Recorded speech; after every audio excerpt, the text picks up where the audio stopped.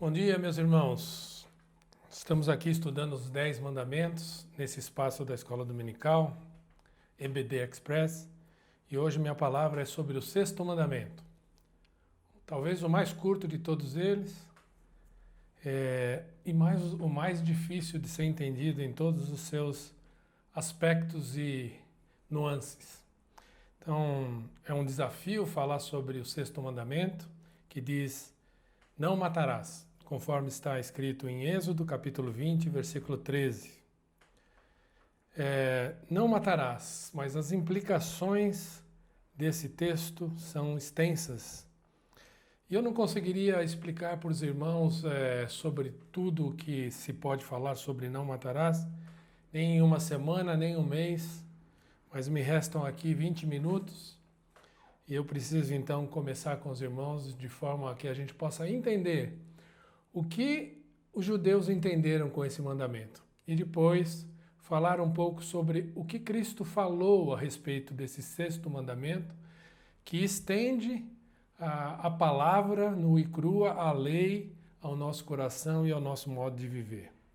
De uma maneira muito resumida, esse mandamento foi entendido pelos judeus como Deus dizendo não ao homicídio e Deus dizendo não ao suicídio. No hebraico, a palavra do mandamento é tirtzat, e que significa matar maldosamente. Portanto, a tradução mais correta para a nossa língua portuguesa talvez fosse não assassinarás e não matarás, pois é diferente de, em algum momento, alguém que mate numa guerra ou com autodefesa. Existe uma grande diferença clara entre matar e assassinar, não só na Bíblia, e também na nossa própria concepção. Tirar a vida de alguém com intenção maldosa, com ódio, de maneira cruel, por vingança, é diferente de matar em certas circunstâncias. A própria lei abre brecha para essa diferença quando chama um atropelamento, por exemplo, de um crime culposo, em contraposição a um crime doloso, onde há intenção de matar. O mandamento foi entendido pelos judeus, então, da seguinte forma: o que Deus está proibindo é que façamos justiça com as nossas próprias mãos, dando vazão à nossa crueldade e à nossa maldade, o nosso instinto de violência e destruição contra o nosso semelhante.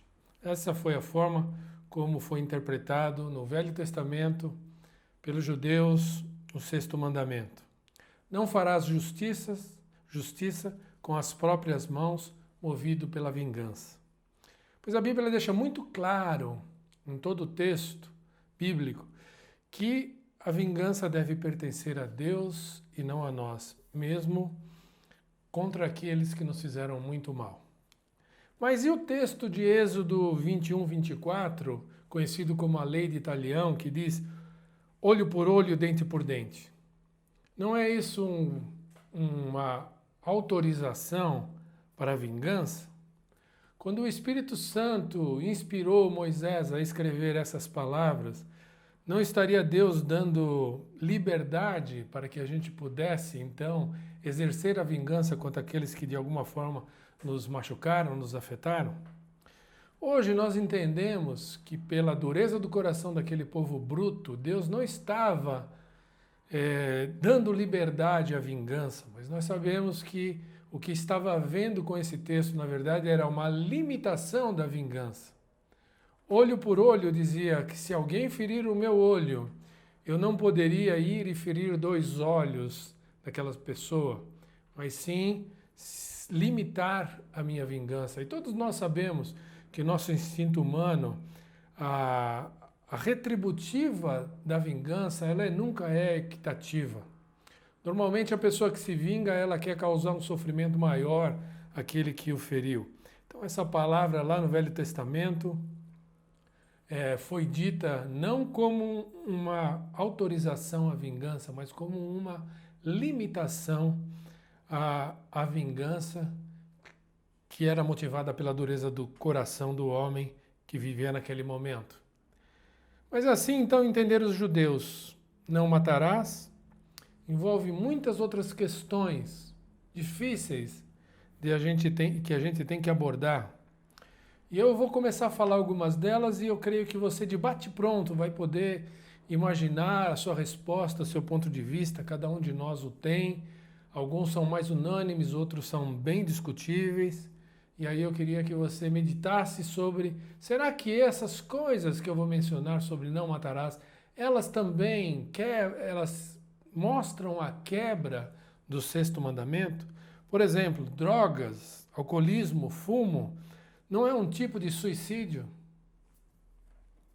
Matar em defesa própria ou matar na guerra representa a quebra desse sexto mandamento? O que você acha? Eu não tenho aqui tempo para abordar todas essas coisas, mas eu quero dificultar um pouquinho mais e fazer você pensar sobre essas questões. Vou complicar um pouco mais. O que você pensa a respeito de pena de morte, que muito claramente era apoiada no Antigo Testamento?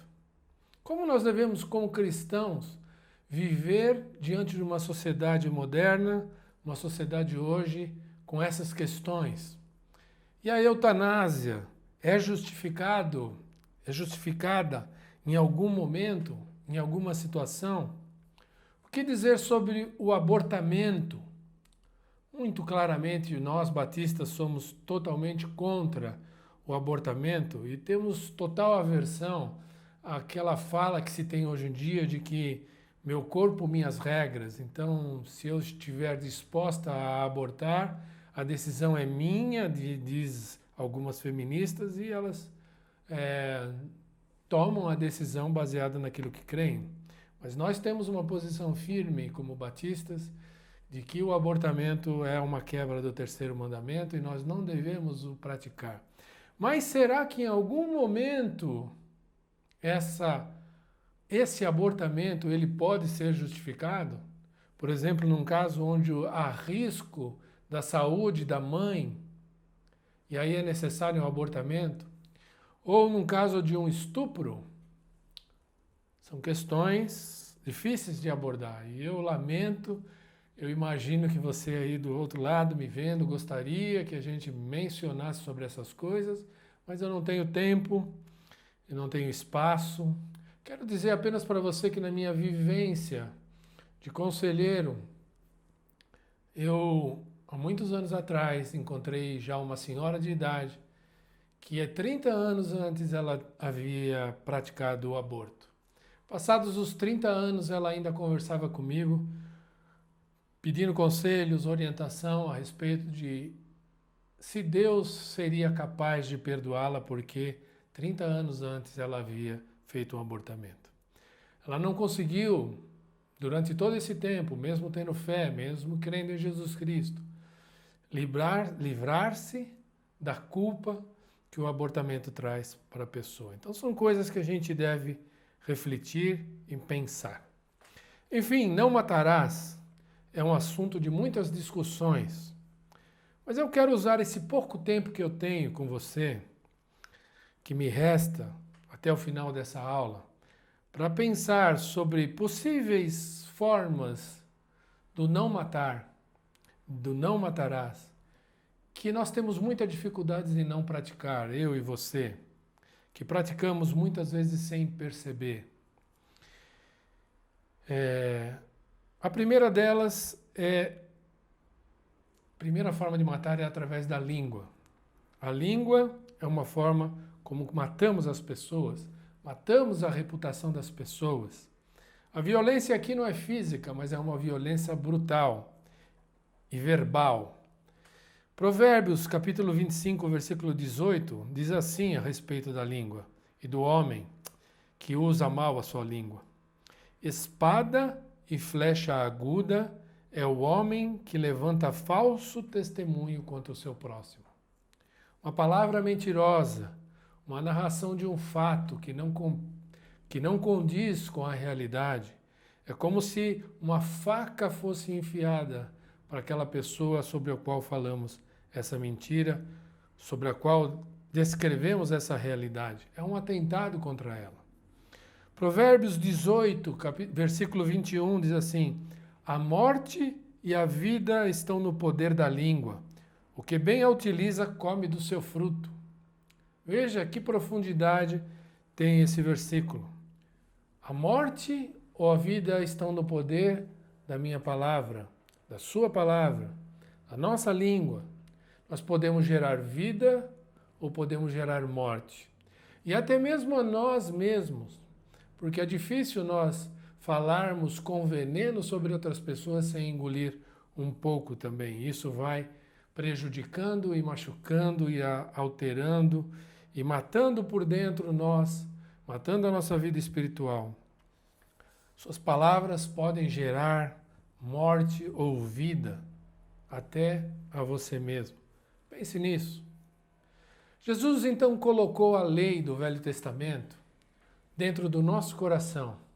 Tirou a palavra da forma como os judeus entenderam muito superficialmente de que essa palavra significava não cometer homicídio e não cometer suicídio, para estender esse entendimento do não matarás.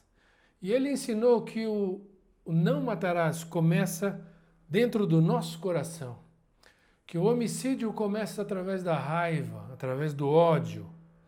Então, uma segunda forma de matar que muitas vezes nós praticamos, além de matar as pessoas com a nossa língua, ferindo a sua reputação, uma outra forma de matar é excluindo as pessoas da nossa vida.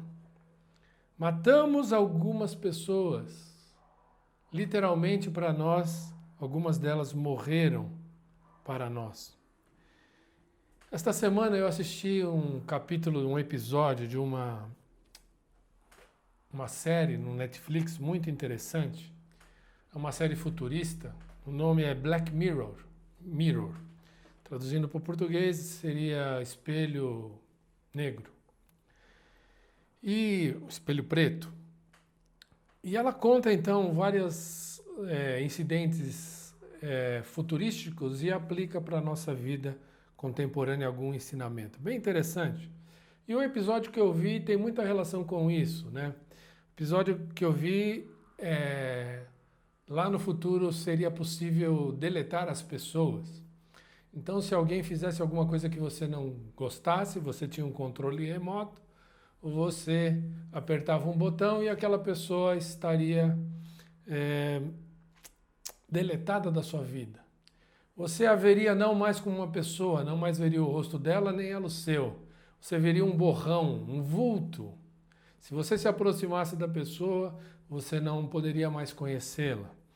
É interessante. Quantas vezes na nossa vida, eu e você, desejamos ter um controle desse?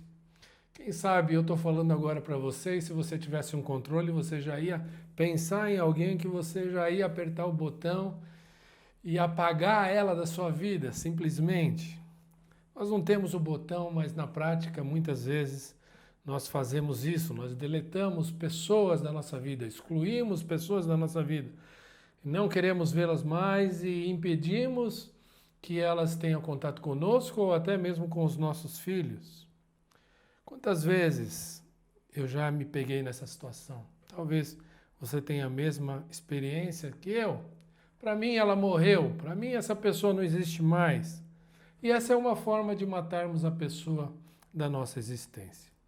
Dessa forma, então, eu quero concluir a palavra de hoje, dando uma possível tradução, aquilo que eu entendo ser a essência do sexto mandamento.